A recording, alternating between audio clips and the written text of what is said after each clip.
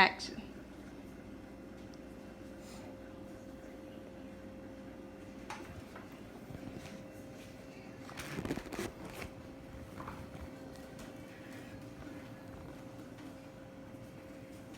Oh, I almost missed you there. My name is Michael Austin. This is my presentation on why universal health care will not work in America.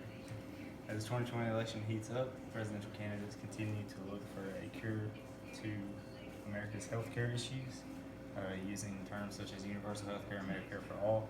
These mean a healthcare provider would be provided to all citizens but at the expense of others. The biggest advocate of this system is probably Bernie Sanders. He recently dropped out of the presidential race not long ago. As a nation already over $20 trillion in debt, it is hard to imagine that a multi-trillion-dollar healthcare plan is affordable. The idea is that our current healthcare system a private healthcare system is too expensive for many lower-class Americans. The money to provide free healthcare for all Americans is not free, although it appears to work in other nations.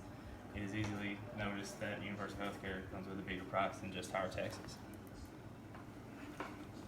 Nobody enjoys paying taxes, however, it is necessary to keep the country running. In order to afford a decent healthcare system, other things tax dollars are spent on, such as children's education, will be neglected.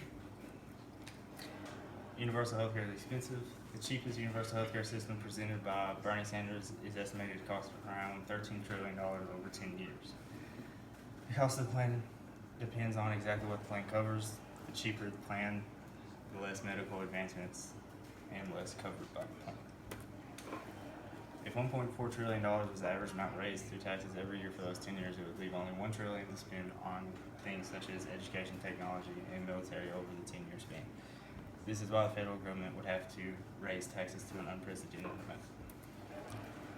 The healthiest 50% consume only 3% of the nation's healthcare costs.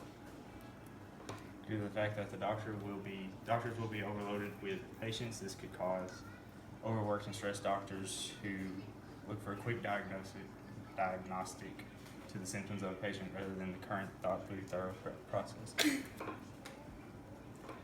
The sudden increase in patients will also cause an obvious decrease in available hospital rooms, leading to a drastic increase in waiting lines. In order to keep taxes reasonable, any medical devices and advancements will be underfunded or even unfunded, halting American treatment advancements in things such as cancer, diabetes, or Alzheimer's. Conclusion: universal healthcare is expensive. It affects those who do not pay for medical things in the first place, undercuts proper hospitality.